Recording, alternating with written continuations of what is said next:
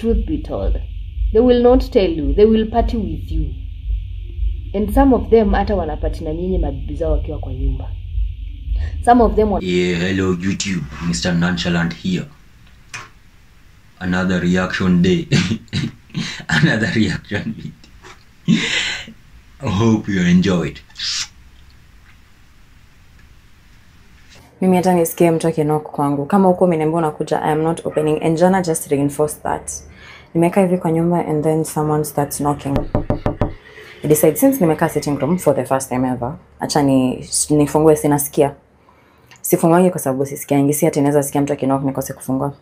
So nikafunga mlango, akaniambia, "Kama maana nini wapi?" Nashangaa. First of all, hi, how are you? How are you doing? You're good? I'm also good. Thank you for asking. Alafu nikamwambia sijui.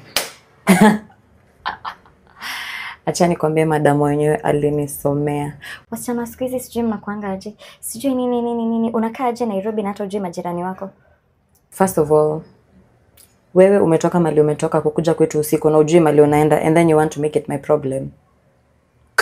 You know, open doors, bana. Sometimes inaweza kuwa Jesus amekuja and he is offering you to go to heaven. Uko hapo kwa usingizi. Umelala. Amuko hapo unajiambia, "Mimi siwezi fungua mlango." Oh my god. Bro, open the door. Talk to people. But kuna the other side ya hata umechukulia vibaya. So umefungulia mtu akikuuliza kwa nani na nao. Be like, hii ndo maana nakwambia kama demu escalate vitu and then they get angry, the other person is also escalating the same issue. So they blame each other like huyu amekuwa rude na wewe ndo umekuwa rude. Ni kile the Spider-Man. Wewe. Ikisikia hii story like mbona unasema hi kwanza, like bro, just sema mwambie tu like, "Hey, I don't know this person." You what? As simple as that. Utapata maybe ali retaliate because ako like, "Mbona umenijibu in a rude way and I was just asking." Na pia unaweza pata the chick mwenye alikuwa na knock mlango aliuliza in a rude way.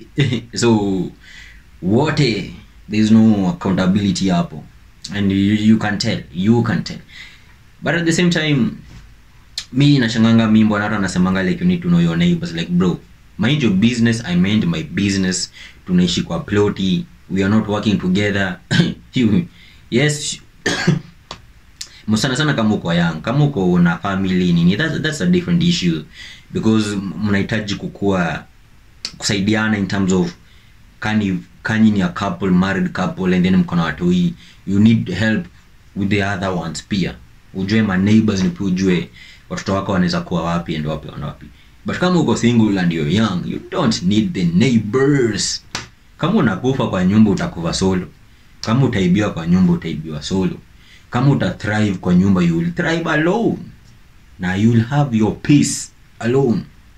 I know most of you will not agree with me, but there is no man who wants to marry a drunkard woman.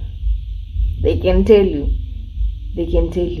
There is no man who wants to marry a drunkard woman.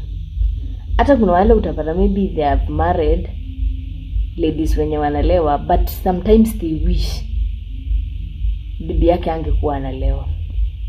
No man wants to marry a drunkard woman. And that is why mostly utapata wale wanawake wanapati na wao kwa club.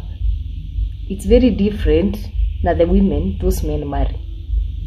Mwanaume atapati na you know, na sadly a lot of chicks, they do not understand this, and sadly kuna the other side ya a lot of nonsensical men wenye wanachukua madem wanalewa and they wife them up.